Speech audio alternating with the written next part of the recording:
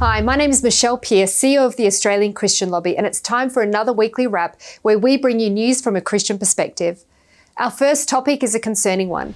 The New South Wales Labor government has slashed $150 million in palliative care funding for end-of-life patients, ripping up previously made promises by the former Coalition Premier, Dominic Perrottet. Shockingly, these funds are being silently siphoned off to support assisted suicide through the rollout of voluntary assisted dying laws set to begin on November 28th. The heartbreaking switch of taxpayer funds will only put increased pressure on healthcare workers to participate in or even initiate euthanasia discussions, rather than follow care plans and allow a dignified natural death for patients. This will pose real moral dilemmas for nurses and families alike who oppose state-sanctioned suicide. We believe that more funding should be directed towards end-of-life care to allow patients to pass with dignity.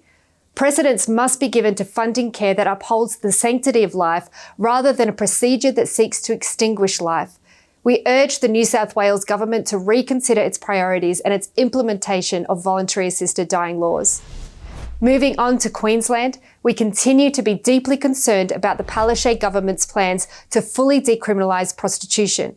A recent review into Australia's immigration system by a former Victorian Police Commissioner has disturbingly uncovered widespread cases of sexual exploitation, human trafficking and other organised crime activities in our country. Our Queensland State Director, Rob Norman, rightly pointed out that human trafficking of temporary workers will only increase if the Palaszczuk government presses ahead with its plans to fully decriminalise prostitution in the state. It's clear that the only winners of the plan are pimps and those exploiting vulnerable women and girls.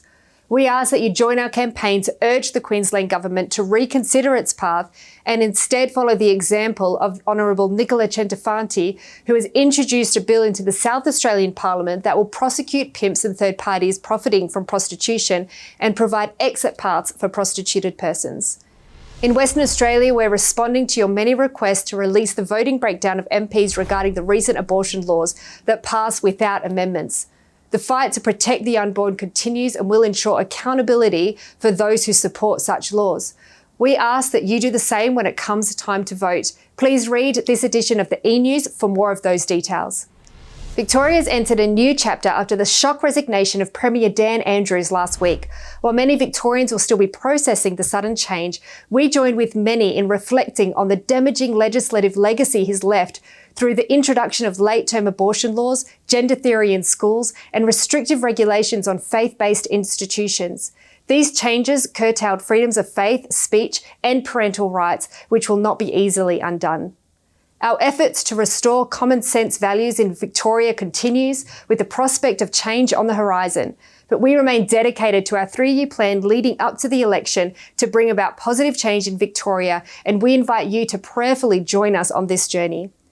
As Isaiah 43 encourages us, we must embrace the new possibilities that God presents us and keep working faithfully to positively impact the spheres of influence He grants us. The God we serve is mighty, and He is able to make a way in the desert and streams in the wasteland. As Christians, our compass instinctively inclines us towards hope and transformation and change, because that is the heart of the gospel. Thank you for your heartfelt prayers, messages of support, and financial contributions in response to our recent appeal. Your care and engagement is making a positive difference.